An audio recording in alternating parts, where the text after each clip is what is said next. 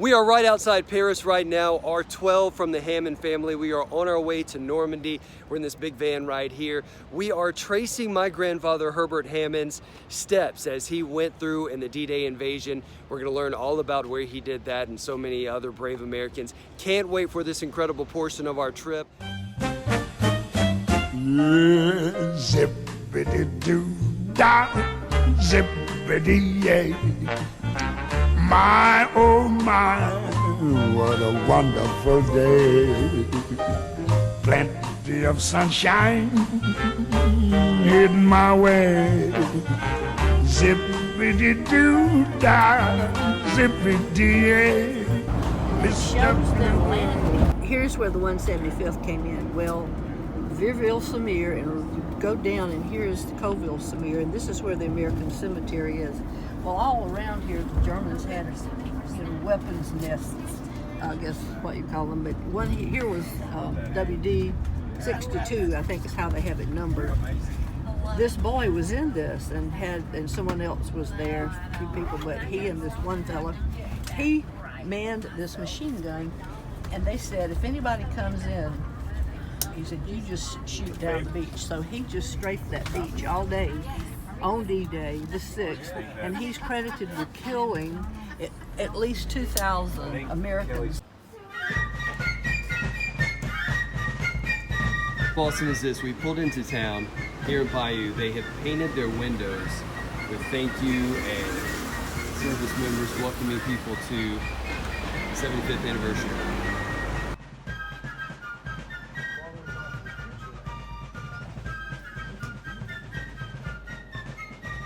Came in here to see V this morning. She has left the lady a note. You speaking French now?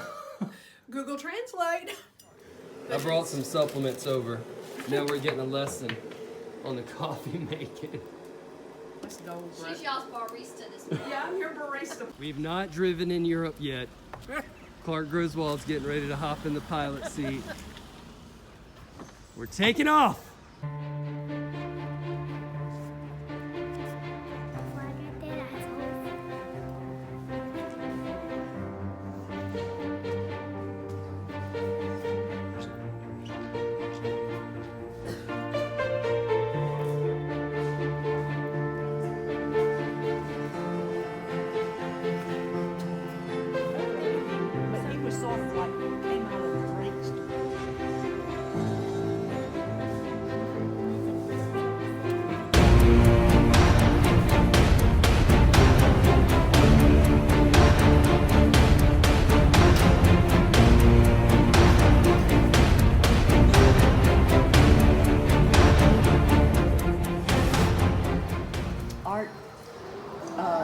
Art Gitzelman, and he said, I knew your daddy. He said he set up in front of his company, his 60mm mortar. He was a heavy mortarman. I was a heavy mortarman. We had to have our guns so far apart. So he said he knew daddy, and well, that's what it is. 1,700 meters. Apart. So yeah, otherwise it's huge. I don't know how far though. So you called this guy before when you came? I talked to several people in Daddy's unit, but this Gitzelman was a French tapestry dealer in Dallas, Texas. And he said after the war, that's what he started doing. He came a lot, he started buying anyway. He had a big business in Dallas. And he said, your daddy was wounded on Hill 108, and he said, now when you get there, you won't know you're on a hill. It's just like a little rise. If we'd all stood up, we could have seen each other. But he said you won't know it. You won't think this is a hill. But he said that Hill 108 is where they had the biggest battle. So he seemed to know a lot about it, and I thought he was probably accurate. But I don't have anything to show that Daddy. That was it. I'm still looking. But he said that he shot those with him. Yeah. Right there.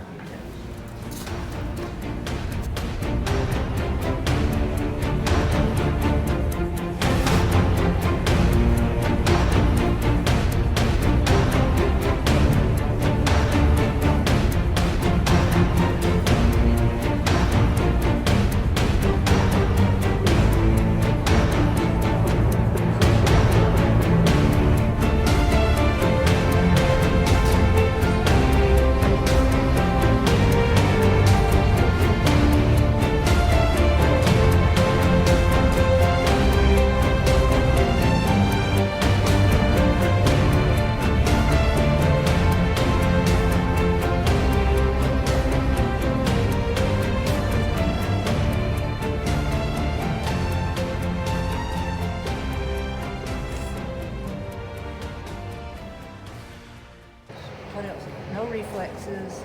That the finger shake test was really bad. I mean, so evidently his nerves were still so shot from all that. He couldn't get any insurance, so that's why he didn't have any.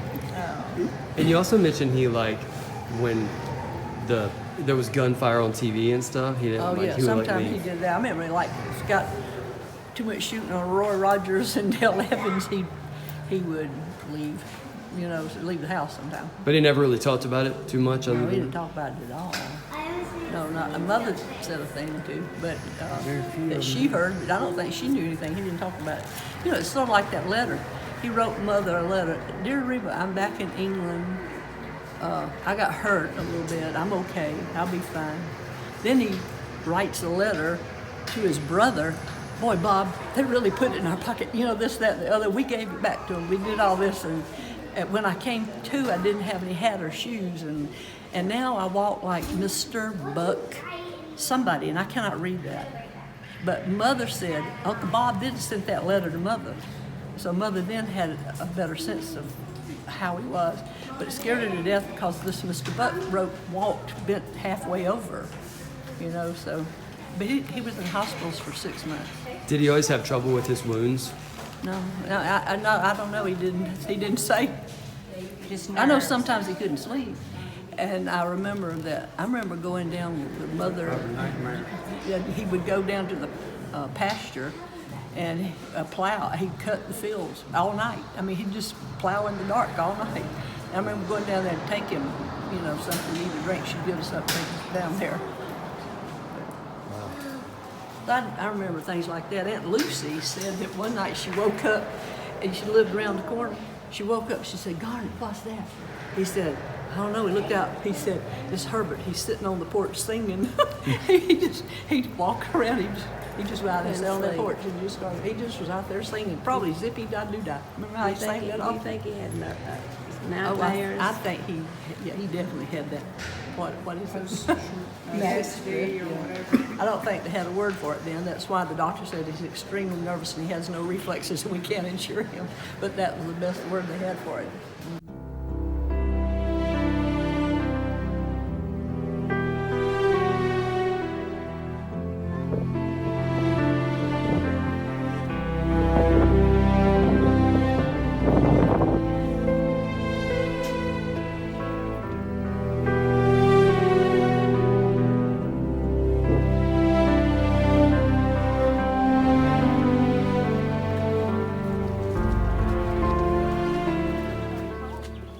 Second in command.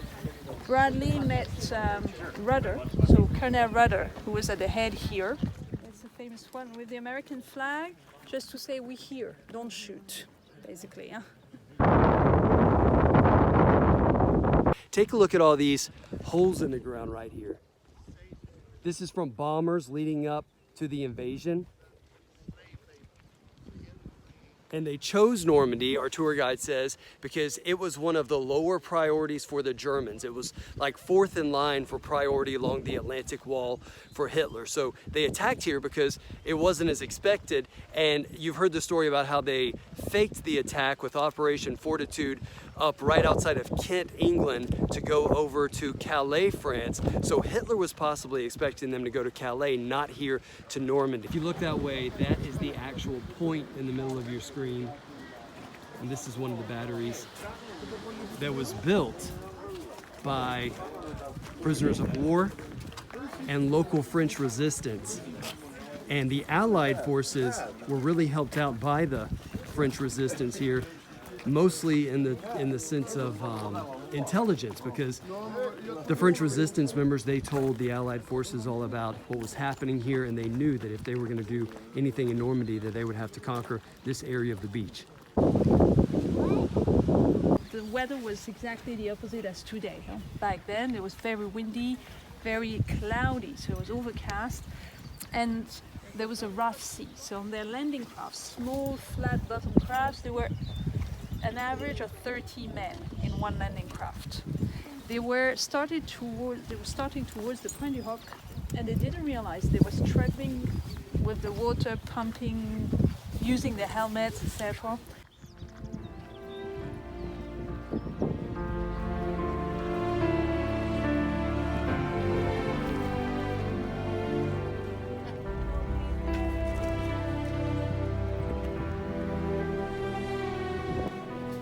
Here.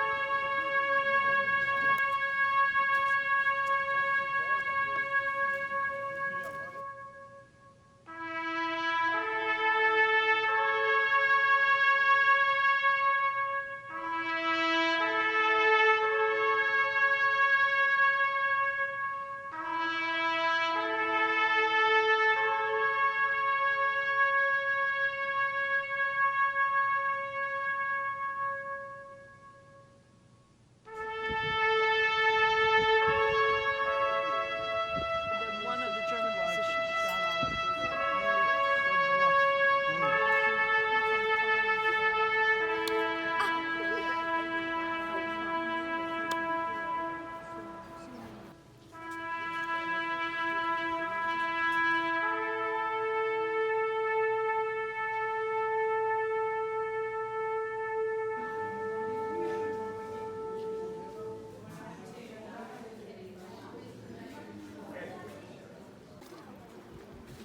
That AOL. Mommy didn't even tell me. I just knew it. This is like a GPS spelling.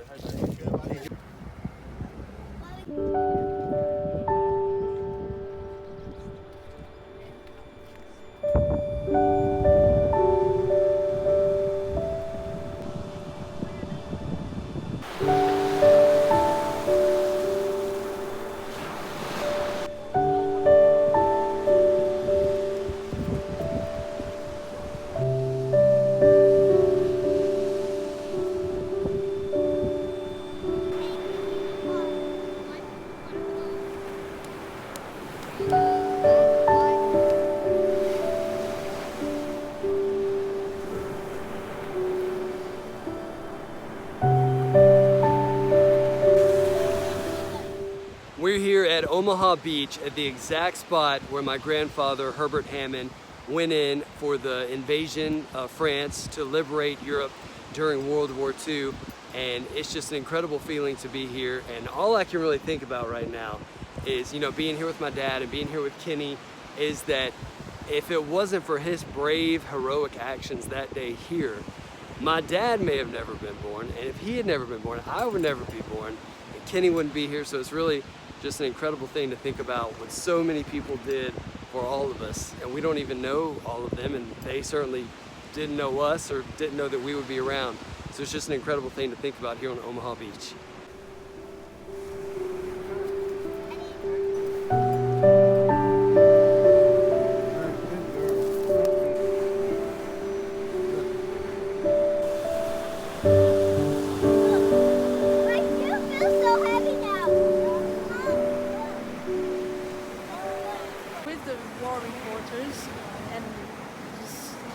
Shock, literally. And when they started to write, the war reporters started to write about their first impression here, the landing, they started to write about bloody Omaha because of the color of the water.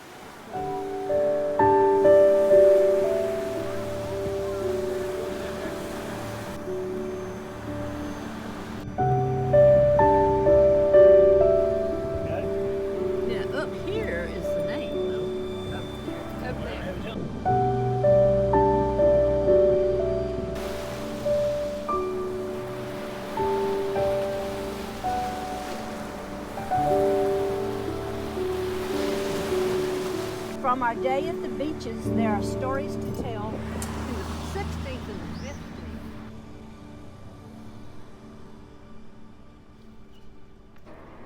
81st and the 82nd landed in Omaha. Exactly 75 years ago, the beach right here was a completely different scene. All that water was red. It got the nickname Bloody Omaha because the soldiers that came in here, they said there was so much blood in the water, that's all they could see. That's where my grandfather went in right here, and you see the road behind me. That is the road that his unit went up right here through this valley. That was their way to St. Lo. They went to St. Lo after landing here in Omaha to liberate St. Lo. He made it just outside St. Lo where he was wounded at the end of June. And we're gonna head that way pretty soon, and we're gonna check out Hill 108. It's also known as Purple Heart Hill because so many people were wounded and injured.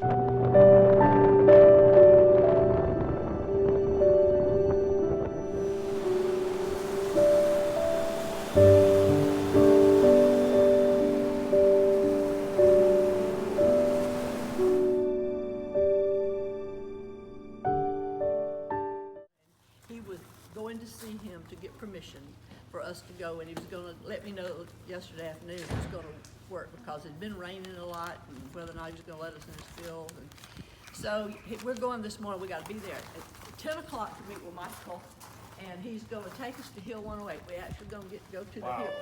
And I was coming up with a little joke.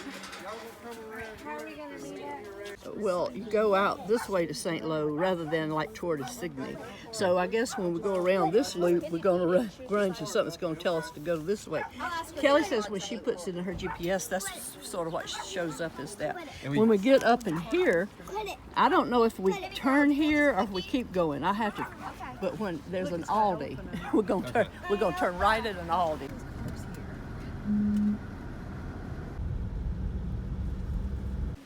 On our way to St. Lo, we ended up in Aldi. Andy's first trip. This is absolutely my first. One's around the corner from me in Athens. My first trip. It's my second trip. Close by where Tom Howie, the hero of the liberation of St. Lo, was killed up on the car park. Chapel of La Madeleine is probably St. Lo's oldest building. It dates from sometime around the year 1210.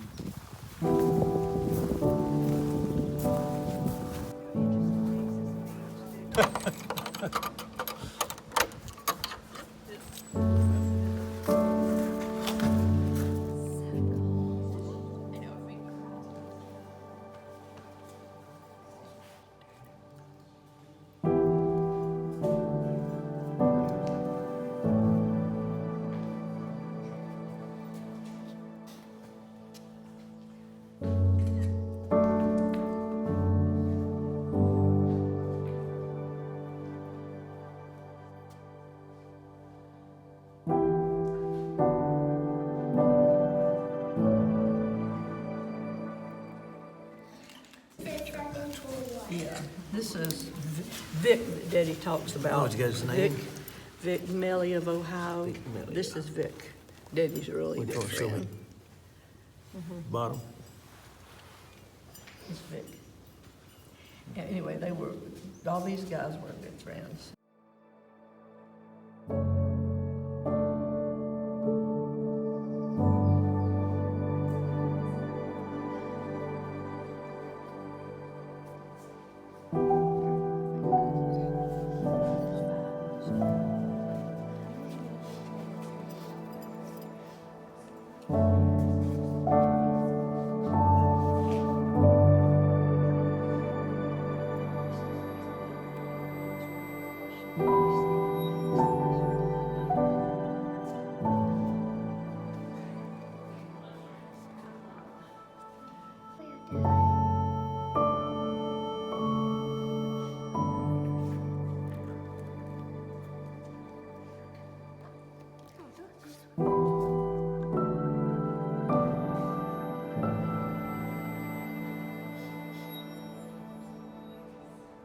You know, it was Gerhardt. He made their guys, instead of wearing the chin strap, he wanted them right. He had to wear them like that.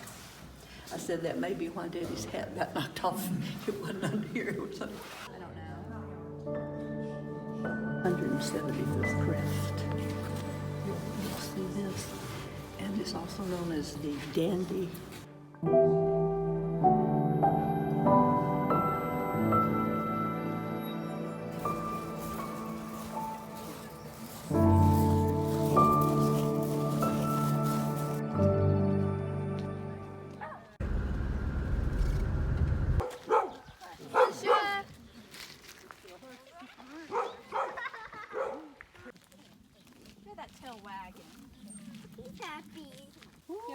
The mud course? In the 1960s. May we walk on it? Yes, Or no? yes, it's grass. It's not. Hill 108. Hill 108 was. It's the highest bit is where the oak tree is in the middle of that hedgerow. So what now? Oak tree and hedgerow.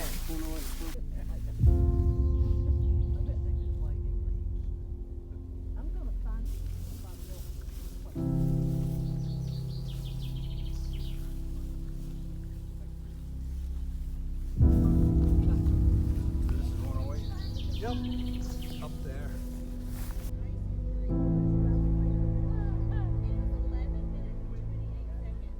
This is Hill 108, where more than 300 Americans lost their lives or they were injured. And one of those Americans that was injured was my grandfather, Herbert Hammond. Right behind me is where the Americans were coming from. They were coming in that direction. The Germans were this way. They were eventually able to take this field despite the heavy loss and the heavy casualties. My grandfather was injured when a bomb went off, not too far from where he was standing, right here on this hollowed ground. And it's just such an incredible and moving experience to be here, because had it gone differently in this spot, then our family would have stopped right there. It wouldn't be around today. So we're so grateful for him and all the Americans who were so brave and heroic that day.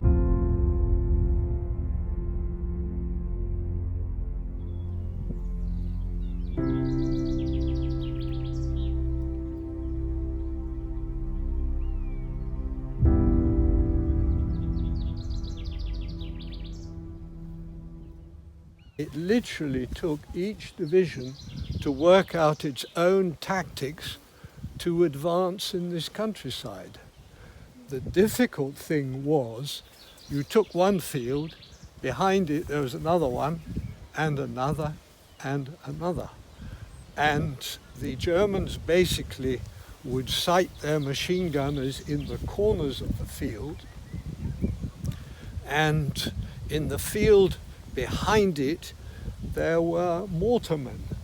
So the GIs, when they first came under fire, would immediately, as instructed, hit the dirt, whereupon the mortars would fire. Daddy said, What are you doing now? we're making, this is an art secret craft store. Now go. Okay. Okay. Here's another leaf.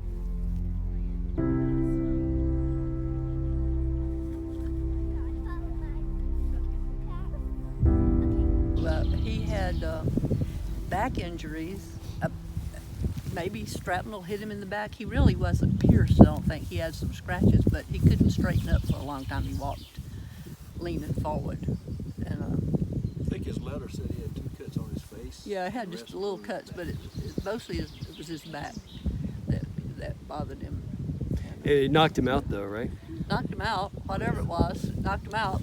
According to his letter, when he woke up, he didn't have a hat and he didn't have shoes, so I'm not sure. He didn't say much, and that I never really knew the whole story. He didn't say much about those times.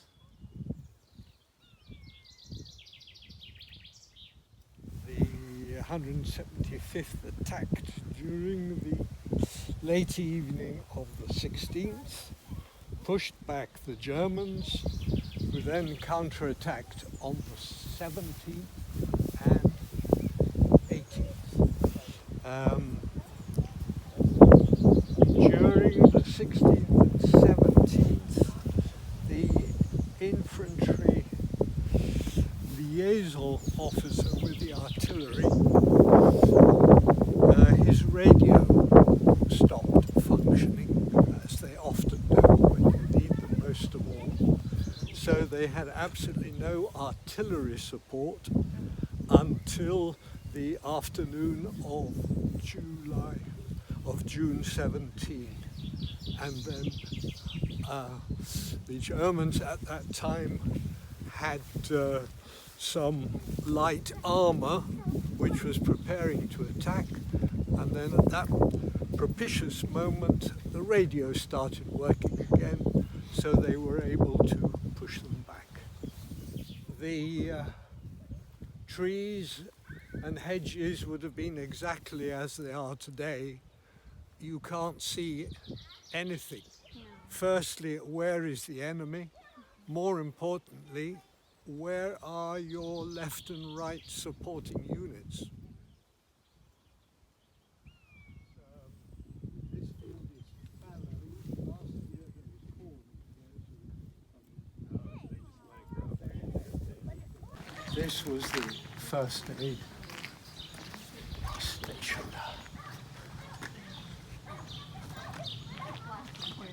So you're saying it's likely he would have been brought there when he was hurt? Well, logically, yes. And from there he would have been sent off to This was the first the nearest field hospital.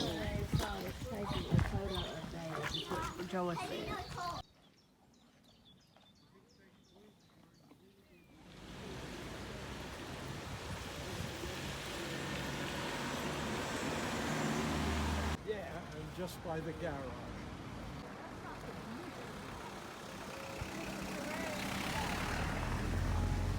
Right now I'm standing in Insigny. This is where my grandfather came through, and he was a part of the group that liberated this city from Nazis. Take a look around, and you know what is really incredible? We happen to be here today, June 14th, and if you look at this monument right here, it notes that on June 14th, 1944, General de Gaulle spoke right here to the people of Insigny, letting them know that they had been liberated by Allied forces. So I'm standing here, right here in this spot, exactly 75 years after General de Gaulle spoke on behalf of the Allied forces. They were to free this bridge and take it away from the Germans and to control it.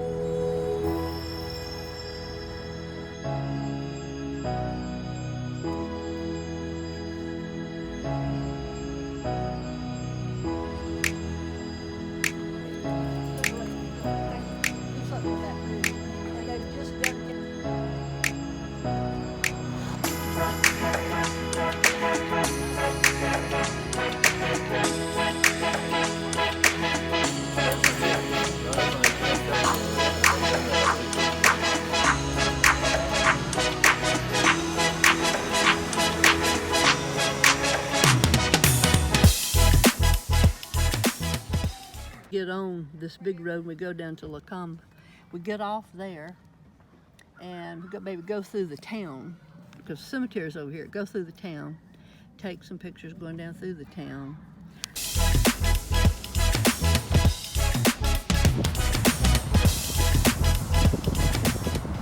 We still here. We are still here. We're on our way to St. Mary Glee. Daddy just played the French lottery. Tell him how it went. Hey, Dad. What? He's not paying any attention. He just $1. I won $1. I'm good. We're French lottery winners. No, he is. No, it's a team effort. No, it's him. They don't have anything smaller than $1. Oh, they got A euro. A euro's worth more than Alright, $1, so that you was won good. more than $1. All right, going to St. Mary Glee. See you there. We are now here on Rue Eisenhower in St. Mary Glee, Kenny and I. This spot was very well known for its paratroopers. They went in the early morning hours of D-Day. Lots of fires around here. Some of those paratroopers went into the fires. They were sucked into the fires. Other ones were in trees. They got stuck in trees. Some got stuck on power lines. And one of the paratroopers got stuck where? Where did he get? His name was John Steele. Where did he get stuck? Right on top of that church. And now they have a parachute and a statue of a man up there commemorating John Steele landing up there. You know what he did when he got up there, Kenny? Let's turn so everybody can see. We're gonna turn this way. Once his parachute got caught up there on top of the church, he pretended he was dead.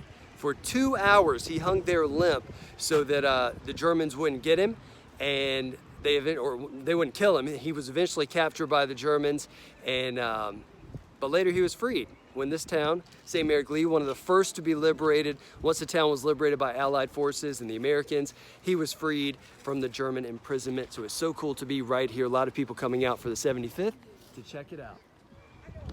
Lots of love for Americans around here. I really love, take a look at this pub right here. They have the windows painted.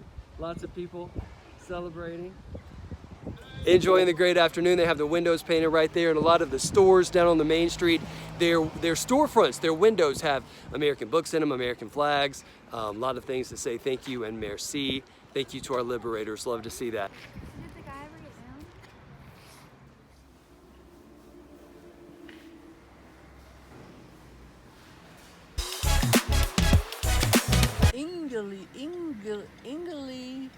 Ingleviewville was one of the, well, it might have been the second town or so they went through. They were going to Graunchy, which we couldn't find. And now we're here and Kelly won't leave the cows taking their pictures. She's getting a crowd. It's a beautiful area, you know. So I think now we'll probably head back to Bayou. So this would have been the site of one of their first big battles. Well, it would have been, you know, clearing out snipers and through here. Probably didn't get, I don't know, from what I read, they really got into battles more toward Lacamba in there, and then it was probably slow going into Sydney. But it's just a beautiful area, isn't it? So we were commenting like how quiet it is here now, you know, when we're typically noisy, a bunch of people now, and I can imagine the noise that they were subjected to during that battle. They were probably all mortified. I'm sure they were mortified anyway, but it's such a quiet place, isn't it? Yeah, it is. Look at this crowd of cows, Kelly. Kelly, look at these cows. Like every cow in this field came over to. Yeah, look at them. They love me. Hi, guys. Girls. How are we?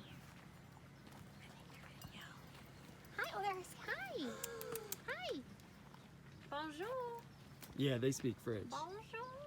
Bonjour. Bonjour.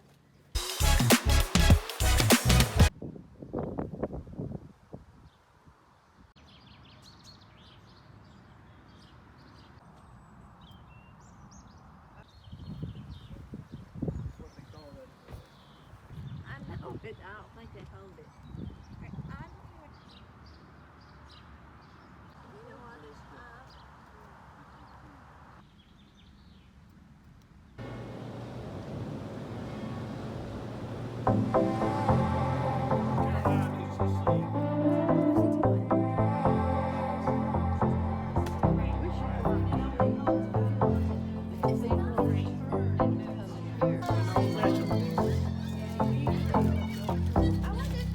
Well, that's better than I showered with all of them and I washed them. Where are we going? Where we're going into our private courtyard, actually, and I just have to show you. It really is. Here's a gate that enters it, and then over here is one building and then another building, and most of the rooms are us. It's a great place. It is right next door, practically to the cathedral and the post office. There's Doug coming out of his room. We have some words. Here, let me have my drink. Okay, we have some words for you. You're so in trouble. Words from you all day. I know you have lots of words and so much. Good. So I just thought we would just have a moment to say how much this has obviously meant to all of us, and to you, and to Nana, and to Granddad, whom I never met, but one day I hope to, and I think I hopefully will. So this has been a special, special trip that you have just wanted so much to be perfect. Like, this is like the only thing you wanted, I think, this badly in life. And I think you nailed it. You got it. She did. You can check that box, girl. This was like fantastic. And we love you, and we love all three of you. For without you all, we would not be here, and we would not get to love and know each other. We miss Kevin and Ash so much, and their families, obviously. But this has just been like the trip of a lifetime, and we love you. Yes. But I thought I would read again, because since we have we've had a day or something to digest the poem that Art, did you say, oh no, Alan Armitage. I mean, just feel these words. So here we are. From our day at the beaches, there are stories to tell. Feeling the bodies that fell on that day from hell, for sure. He didn't say that part, but okay.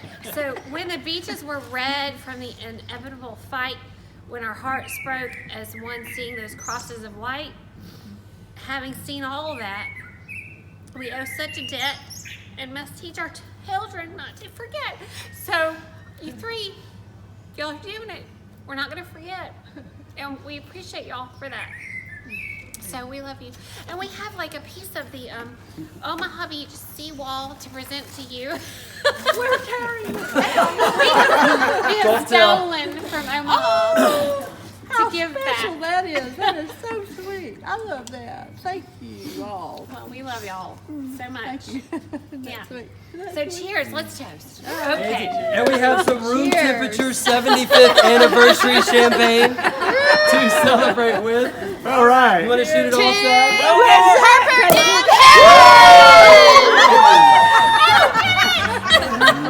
That was amazing. Do-da, zippity-yay. My, oh my, what a wonderful day.